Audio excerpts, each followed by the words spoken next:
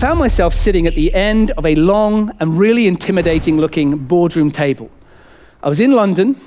I was working with a client where they were working towards a critical pitch worth $800 million. They'd been working towards it for 18 months, and they had just found out they were in last place. And so they called me in, called my team in. We'd been working with them for a couple of days before this final pitch to see if we could bring this back together for them. And then it got to 5 p.m. the night before the final pitch would happen at 9 a.m.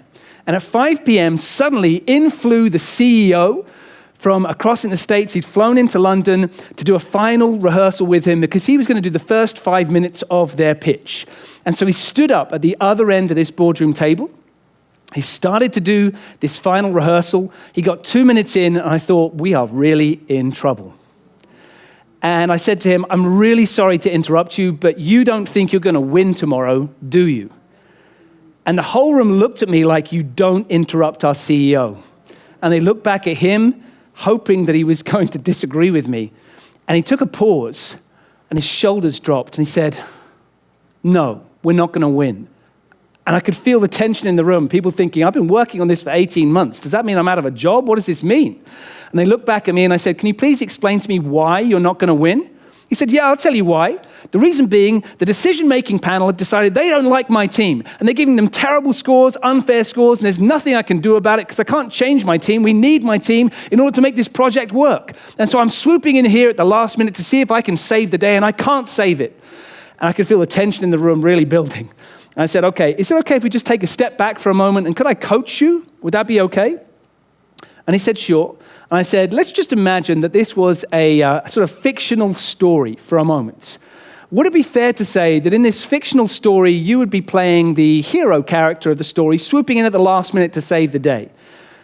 And he said, yeah, okay, you could say that if you like. I said, well, if there's a hero in a story, there's usually also a victim.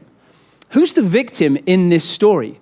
He said, well, the victim is my team. My team are being treated appallingly. I said, okay, if there's a hero and a victim, there's also usually a villain. Who is it you would say is the villain in this story? He said, well, the villain is the decision-making panel. They're treating us so badly. I said, okay. If you go to somebody, you treat them like a villain, and you say, please give me $800 million. What do they say? Yes or no? And the whole room went, oh.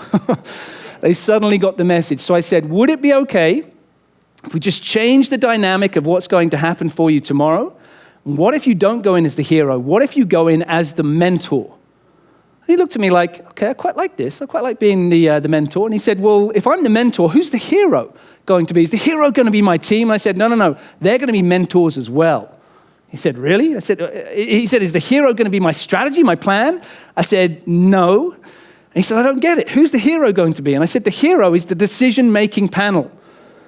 And then they said, no, you can't make them the hero. They've been so bad to us. And I said, listen, do they have a challenge? They've got a hole in the ground right now where they would love to have a beautiful building on the skyline of London. That is their challenge. That is their goal.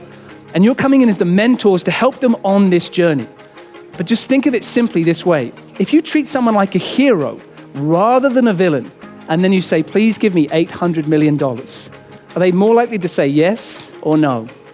And suddenly they got it. So for all of you, I encourage you to think about this.